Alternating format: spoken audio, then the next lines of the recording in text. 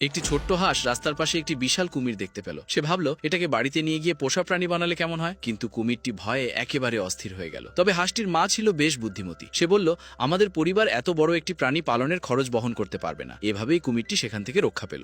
একদিন হাঁসটির বাবা পুরো পরিবারকে নিয়ে দক্ষিণ দিকে ঘুরতে যাওয়ার সিদ্ধান্ত নিল, কিন্তু তারা বুঝতেই পারল না যে দক্ষিণের বদলে ভুল করে উত্তরের দিকে উড়ে যাচ্ছে। উড়তে উড়তে তারা সরাসরি মানুষের শহরে পৌঁছে গেল। এরপর তারা একটি পার্কে গিয়ে নেমে পড়ল। সেখানে তাদের দেখা হলো পার্কের প্রধানের সঙ্গে। হাঁসদের দক্ষিণে যাওয়ার কথা জানতে পেরে সে বলল, তোমরা আমার সঙ্গে চলো, কারণ পুরো পার্কের রাস্তা তার খুব ভালোভাবে জানা ছিল। এরপর সে তাদের তার সবচেয়ে ভালো বন্ধু ময়না পাখির কাছে নিয়ে গেল। ময়না জানালো দক্ষিণে যাওয়ার পথ আসলে খুব সহজ। তার সাহায্য পেয়ে হাঁসের বাবা ও তার পরিবার চুপি চুপি রাঁধুনির চাবি নিয়ে ময়নার সঙ্গে এগিয়ে চলল। পথে তারা একটি লুকোনো ভূগর্ভস্থ ঘর খুঁজে পেল। ভেতরে ঢুকে তারা দেখলো সেখানে অনেক হাঁস মজা করে খেলছিল। তারা হাঁসের পরিবারকে স্বাগত জানালো এবং তাদেরও সঙ্গে খেলতে ডাকলো। ঠিক তখনই সেখানকার একটি দরজা খুলে গেল, আর তারা এমন একটি জায়গায় পৌঁছে গেল যেখানে চারদিকে শুধু খাবার আর খাবার। সেখানে বিশ্রাম নেওয়ার জন্য ছিল অয়েল স্পা আর দোলনাও।